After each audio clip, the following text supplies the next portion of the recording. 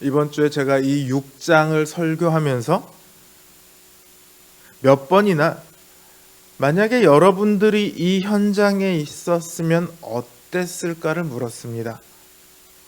우리라면 과연 두려움을 무릅쓰고 여리고성 가까이 다가가서 성을 돌 수 있었을지, 또 아무런 조짐도 보이지 않는 그 여리고성을 보며 7일 동안 계속해서 꾸준히 그 성을 돌 수 있었을지,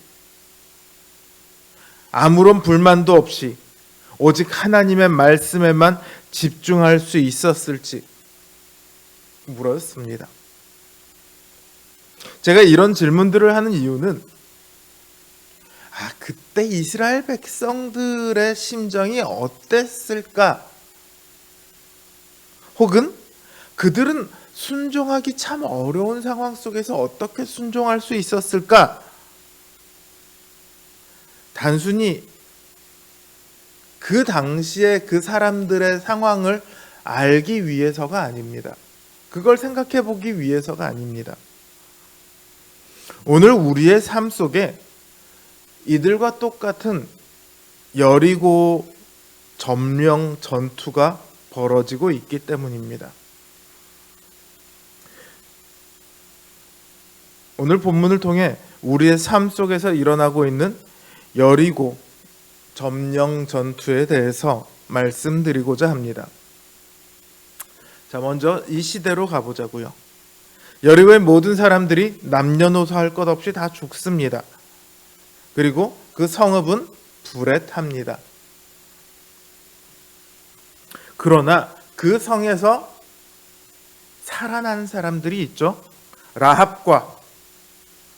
라합의 부모와 라합의 형제와 라합에게 속한 모든 것과 라합의 친족들입니다. 이들이 살아남은 이유는 라합 때문이죠. 라합이 믿음으로 정탐꾼들을 영접했고 그들을 숨겼기에 하나님께서도 지금 여리고성을 향한 그 진노의 칼날로부터 라합과 그 친족들을 숨겨주셨습니다. 우리는 이 사실에서 하나님께서 정말로 원하신 것이 무엇인가를 알 수 있습니다. 그것은 온 땅이 여호와 하나님께서 진정한 하나님이심을 아는 것입니다. 하나님을 거역하고 악에 속한 사람들은 죽고 성읍은 불에 타는 방식으로 하나님께 바쳐집니다. 하나님을 믿는 사람들은 살아서 하나님의 소유가 됨으로, 하나님 편이 됨으로 하나님께 바쳐집니다.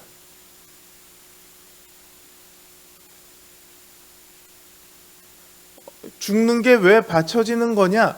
이렇게 생각하실 수 있겠지만요. 저 마지막 심판 때를 한번 생각해 보세요. 그때 불의한 자들은 영원한 형벌을 받습니다. 그 형벌을 받음으로 하나님의 영광을 나타냅니다. 그리고 의인들은 영원한 영광을 받음으로 하나님의 영광을 드러냅니다.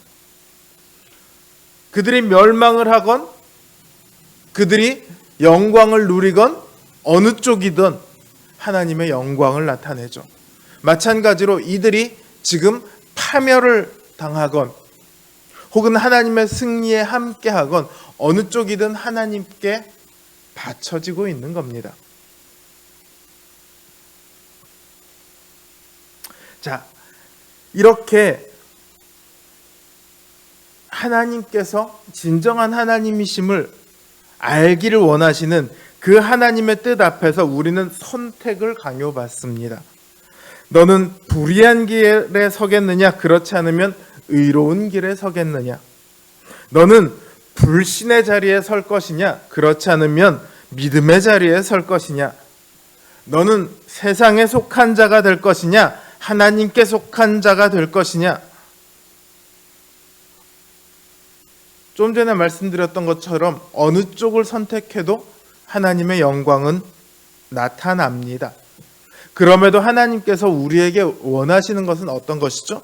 우리가 의로운 길, 믿음의 자리, 하나님께 속한 자가 되기를 원하고 계시죠.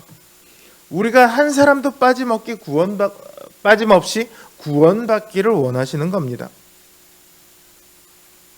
자, 여러분, 무너질 것 같지 않았던 견고한 성 여리고가 무너졌습니다. 이 여리고성은 악으로 가득 찬 가나안 땅의 첫 번째 성읍이에요. 이 첫 번째 승리는 이후로도 싸워야 할 모든 싸움의 승리를 보장해주고 있습니다. 왜냐하면 이스라엘의 힘으로 싸운 게 아니거든요. 사람은 지칠 수 있습니다. 사람은 실수할 수 있습니다. 그러나 하나님은 결코 지치지도 않으시고 실수하지도 않으시죠. 그러니 첫 번째 승리를 부여해 주신 그 하나님께서 끝까지 승리케 하실 겁니다. 그래서 여호수아는 말합니다. 여리고성을 다시 건축하는 자는 여호와 앞에서 저주를 받을 것이다. 무너진 여리고성은 하나님의 승리의 상징입니다. 그렇다면 이 성을 다시 쌓는다는 것은 하나님을 거역하는 것의 상징이 되겠죠. 하나님의 승리를 부정하는 일이 되겠죠. 오직 하나님께는 승리만 있을 뿐입니다.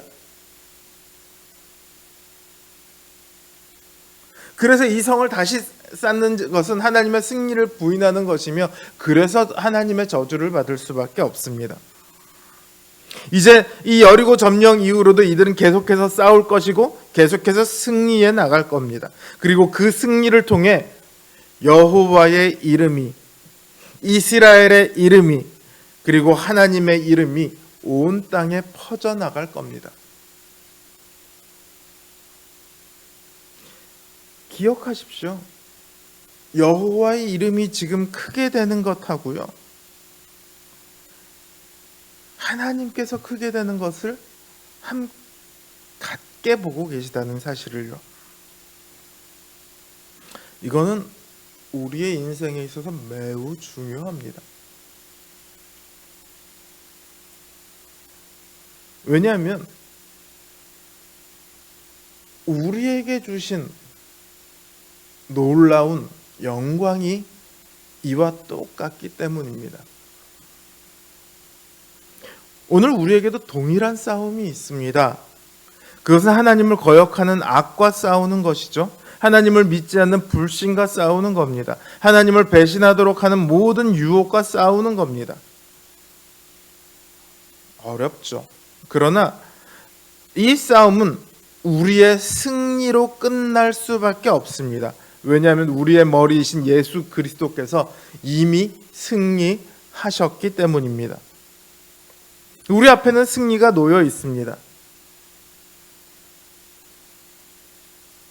우리는 예수 그리스도께서 이미 무너뜨렸던 그 여리고와 같은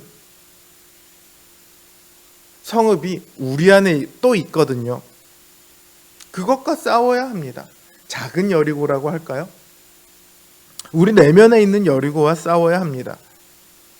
힘들지만 두려움 없이 부딪혀 승리를 거머쥐어야 합니다. 이 우리 안에 있는 여리고는 우리 개인의 구원을 가로막습니다. 죄의 유혹과 세상의 염려가 늘 우리의 발목을 잡고자 합니다. 이 악한 시대, 악한 세상에서 우리는 믿음을 붙들어야 합니다. 라합이 정탐꾼을 영접했던 것처럼 예수 그리스도를 우리의 구주로 굳게 영접해야 합니다. 그리고 그 길에서 떠나지 말아야 합니다. 우리의 삶 속에 무너진 여리고성을 다시 건축해서는 안 됩니다.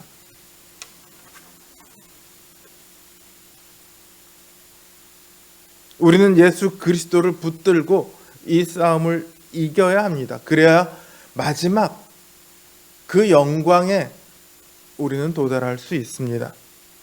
뿐만 아니라 우리 내면뿐만 아니라 이 땅에 가득한 사람의 구원을 가로막는 여리고 성과 싸워야 합니다.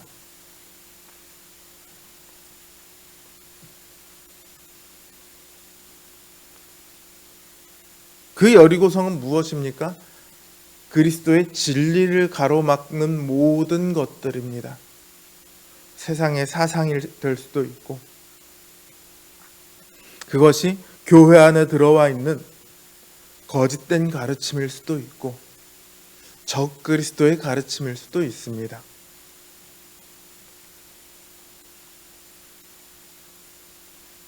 우리의 싸움은 이 세상을 장악하고 있는 굳건한 죄와 죄의 세력을 무너뜨리는 영적인 전투입니다. 이 세상에 있는 그 영혼들을 구원하느냐 그렇지 않느냐, 그 싸움이죠. 라합의 가족들과 친척들이 라합으로 인해 구원을 얻었던 것처럼 오늘 우리의 삶을 통해 이 땅의 사람들이 구원을 얻도록 해야 합니다. 한 영혼을 사탄의 소나기에서 구출해내는 것은 여리고 성보다도 더 견고한 진을 파하는 역사입니다. 그리고 그 싸움 가운데 예수 그리스도의 이름이 온 땅에 퍼져나가는 겁니다. 어떻게 예수 그리스도의 이름이 온 땅에 퍼져나가겠습니까? 오직 복음이 전파되고 구원을 얻는 것 이외에는 예수 그리스도의 이름이 온 땅에 퍼져나가며 하나님이 영광을 얻는 그것만이 유일한 길입니다. 사도 바울은 말합니다. 우리의 싸우는 병기는 육체에 속한 것이 아니요 오직 하나님 앞에서 견고한 진을 파하는 강력이다, 이렇게 말합니다. 그 무기가 오늘 우리에게 주어져 있습니다. 우리에게 주어진 그 병기를 붙드시길 바랍니다. 우리는 약하지만 우리에게 주어진 무기는 하나님의 무기입니다. 하나님의 권능입니다. 하나님의 능력입니다. 싸우십시오. 우리의 내면에 있는 여리고를 무너뜨리십시오. 그 여리고를 다시 세우려고 하는 우리의 탐욕과 우리의 죄악과 싸우십시오. 그리고 그 여리고의 잔해를 밟고 우리를 위해 승리하신 예수 그리스도의 이름을 소리 높여 외치십시오. 온 땅에 예수 그리스도의 이름이 널리 퍼져가도록, 온 땅이 예수 그리스도를 믿고 예수 그리스도를 찬미할 수 있도록 복음을 전파하십시오. 승리의 노래가 저와 여러분 앞에